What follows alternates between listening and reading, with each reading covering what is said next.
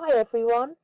Another very old and tatty book that we've got here that I have had for many, many years. One of my favourites, Anne of Green Gables.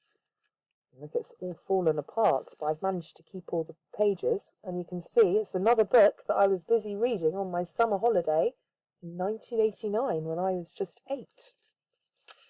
And I'm going to read you a little bit of chapter 1. Mrs. Rachel Lynde is surprised. Mrs. Rachel Lynde lived just where Avonlea Main Road dipped down into the little hollow fringed with alders and ladies' eardrops, and traversed by a brook that had its source way back into the woods of the old Cuthbert place. It was reputed to be an intricate headlong brook in its earlier course through these woods, with dark secrets of pool and cascade. But by the time it reached Lynn's Hollow, it was a quiet, well-conducted little stream. From not even a brook could run past Mrs. Rachel Lynde's door without due regard for decency and decorum. It probably was conscious that Mrs. Rachel was sitting at her window, keeping a sharp eye on everything that passed, from brooks and children up, and that if she noticed anything odd or out of place, she would never rest until she had ferreted out of the whys and wherefores thereof. There are plenty of people in Avonlea, and out of it, who can attend closely to their neighbours' business by dint of neglecting their own. But Mrs. Rachel Lynde was one of those capable creatures who can manage their own concerns and those of other folks into the bargain. She was a notable housewife. Her work was always done and well done. She ran the sewing circle, helped run the Sunday school, and was the strongest prop of the Church Aid Society and Foreign Missions Auxiliary. Yet with all this, Mrs. Rachel found abundant time to sit for hours at her kitchen window, knitting cotton warp quilts. She had knitted 16 of them, as Avonlea housekeepers were wont to tell in awed voices, and keeping a sharp eye on the main road that crossed the hollow and wound up the steep red hill to beyond. Since Avonlea occupied a little triangular peninsula jutting out into the Gulf of St. Lawrence, with water on two sides of it, anybody who went out of it or into it had to pass over that hill road, and so run the unseen gauntlet of Mrs. Rachel's all-seeing eye. She was sitting there one afternoon in early June. The sun was coming in at the window, warm and bright. The orchard on the slope below the house was in a bridal flush of pinky-white bloom, humoured by the myriad of bees. Thomas Lynde, a meek little man, whom Avonlea people called Rachel Lynde's husband, was sowing his late turnip seed on the hill field beyond the barn, and Matthew Cuthbert ought to have been sowing his on the big red brick field away over the Green Gables. Mrs. Rachel knew that he ought to, because she had heard him tell Peter Morrison the evening before in William J. Blair's store over the Carmody that he meant to sow his turnip seed the next afternoon. Peter had asked him, of course, for Matthew Cuthbert had never been known to volunteer information about anything in his whole life. And yet here was Matthew Cuthbert at 3:30 on the afternoon of a busy day, placidly driving over the hollow and up the hill. Moreover, he wore a white collar and his best suit of clothes, which was plain proof that he was going out of Avonlea, and he had the buggy and a sorrel mare, which betokened that he was going to a considerable distance. Now, where was Matthew Cuthbert going, and why was he going there? Had it been any other man in Avonlea, Mrs. Rachel, deftly putting this and that together, might have given a pretty good guesses as to both questions.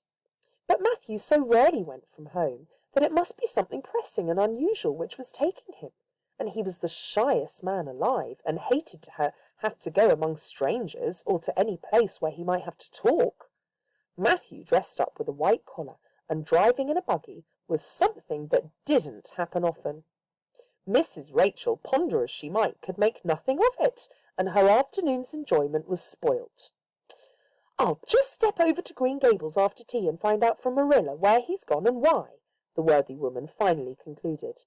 "He doesn't generally go to town this time of year, and he never visits. If he'd run out of turnip seed, he wouldn't dress up and take the buggy to go for more. He wasn't driving fast enough to be going for a doctor. Yet something must have happened since last night to start him off. I'm clean puzzled, that's what, and I won't know a minute's peace of mind or conscience until I know what has taken Matthew Cuthbert out of Avonlea today. Accordingly, after tea, Mrs. Rachel set out. She had not far to go. The big rambling orchard, embowered house where the Cuthberts lived, was a scant quarter of a mile up the road from Lynn's Hollow. To be sure, the long lane made it a good deal further. Matthew Cuthbert's father, as shy and silent as his son after him, had got as far away as he possibly could from his fellow men without actually retreating into the woods when he founded his homestead. Green Gables was built at the furthest edge of the cleared land, and there it was to this day, barely visible from the main road, along with all the other Avonlea houses, were so sociably suited. Mrs. Rachel Lynde did not call living in such a place living at all. "It's just staying, that's what," she said, as she stepped along the deep-rutted grassy lane bordered with wild rose bushes. "It's no wonder Matthew and Marilla are both a little odd, living away back here by themselves. Trees aren't much company, though dear knows if they were there'd be enough of them. I'd rather look at people. To be sure, they seem contented enough, but then I suppose they're used to it.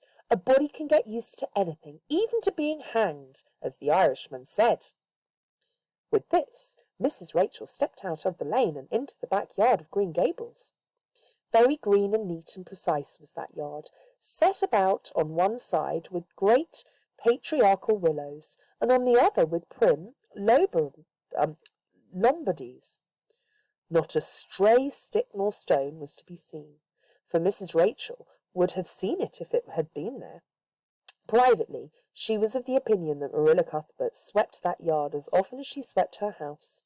One could have eaten a meal off the ground without overbringing the proverbial peck of dirt.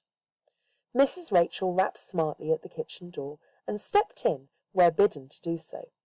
The kitchen at Green Gables was a cheerful apartment, or would have been a cheerful if it hadn't been so plainly clean as to give it something of the appearance of an unused parlour.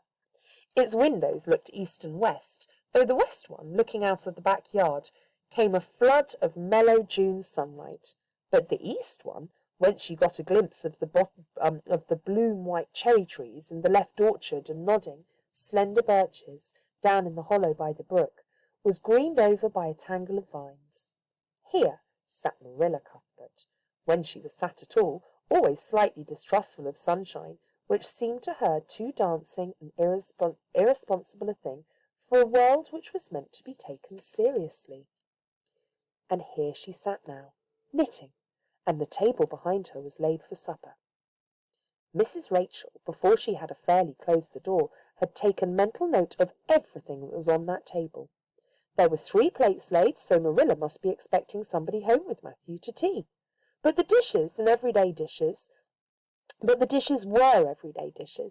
and there was only crab-apple preserves and one kind of cake, so that the expected company could not be any particular company. Yet what of Matthew's white collar and the sorrel mare? Mrs. Rachel was getting fairly dizzy with this unusual mystery about quiet, unmysterious Green Gables. "Good evening, Rachel," Marilla said briskly. "This is a real fine evening, isn't it? Won't you sit down? How are your folks?" Something that for lack of any other name might have been called friendship existed and always had existed between Marilla Cuthbert and Mrs. Rachel, in spite of, or perhaps because of, their dissimilarity. Marilla was a tall, thin woman with angles and without curves. Her dark hair showed some grey streaks and was always twisted up in a hard little knot behind 2 wire hairpins stuck aggressively through it. She looked like a woman of narrow experience and rigid conscience, which she was, but there was a saving something about her mouth, which, if it had been ever so slightly developed, might have been considered indicative of a sense of humour. "We're all pretty well," said Mrs. Rachel. "I was kind of afraid you weren't, though, when I saw Matthew starting off today. I thought maybe he was going to the doctor's." Marilla's lips twitched, understandingly. She had expected Mrs. Rachel up. She had known that the sight of Matthew jaunting off so unaccountably would be too much for her neighbour's curiosity. "Oh, no, I'm quite well. although I had a bad headache yesterday," she said. "Matthew went to Brightwater. We're getting a little boy from an orphan asylum in Nova Scotia, and he's coming on the train tonight." If Marilla had said that Matthew had gone to Bright River to meet a kangaroo from Australia, Mrs. Rachel could not have been more astonished. She was actually dumbstrucken for 5 seconds. It was unsupposable that Marilla was making fun of her, but Mrs. Rachel was almost forced to suppose it. "Are you in earnest, Marilla?" she demanded when voice returned to her. "Yes, of course," said Marilla, as if getting boys from orphan asylums in Nova Scotia were part of the usual spring work of any well-regulated Avonlea farm instead of being an unheard-of innovation. We're going to stop there. Now, if you'll read on, you'll find that it's not a little boy that they get. It is, in fact, a little girl, a very interesting and intelligent little girl called Anne of Green Gables. Why don't you see if you can find this book in your local library and read the rest of it yourself? And then remember to log in and quiz. See you next time. Bye.